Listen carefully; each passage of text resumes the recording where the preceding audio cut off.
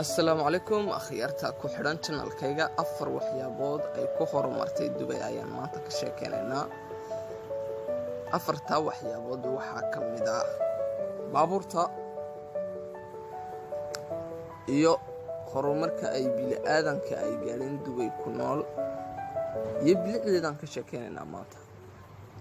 hadaba la socod wanaagsan lambarka koobaad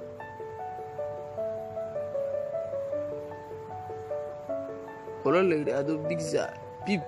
Tomata ayaa ku samaysatay xaafadaha dhexdooda badhankaas oo la riixayo markada oo badhan ku dhex samaysatay aqalada dadka badhankaas marka la riixo waxa ay tagaysaa shirkadii hadii aan dalban jirnay telefoon aan ku dalban jirnay amba lugaheena aan ku doonin jirnay casri bay Dubai gaadho waxa la taabsanayaa badhanka marka la taabsado toos ayuu tagayaa shirkadii baa eegaysa message-kii u soo dhacay qofka way u soo jawaabaysaa si dhakhso leh ayay ugu diyaarinaysaa pizza-gii isla markaaba waxa ay ugu celinaysaa jawaab halkii uu joogaa lagu geynayaa lambarka labaad baabuurta booliska Dubai ay haysato baabuurta sportka Ferrari-ga Mercedes-ka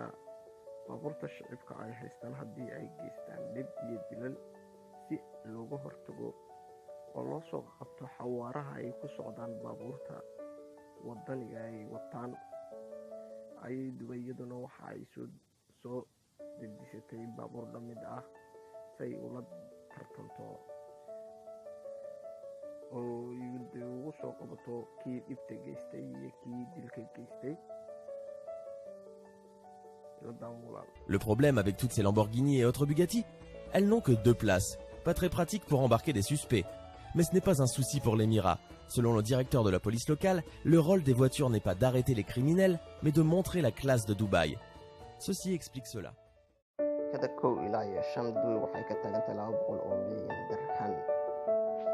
shan ilaa iyo boqol waxay ka taagan tahay 150 milyan dirham ay ka taagan tahay waxaa loo tartamayaa taarikada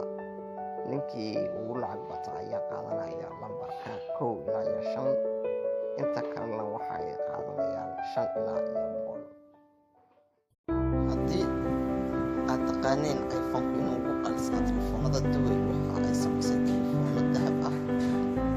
oo iPhone badashay diamo telefoonka Nokia-ga xasad taqaaniin shirkadda Nokia ay samayso waxa ay bedeleen dahab iyo wuxuu haysiinayaan 45 gram oo dahab baabuurtii oo kale baabuurtii waxay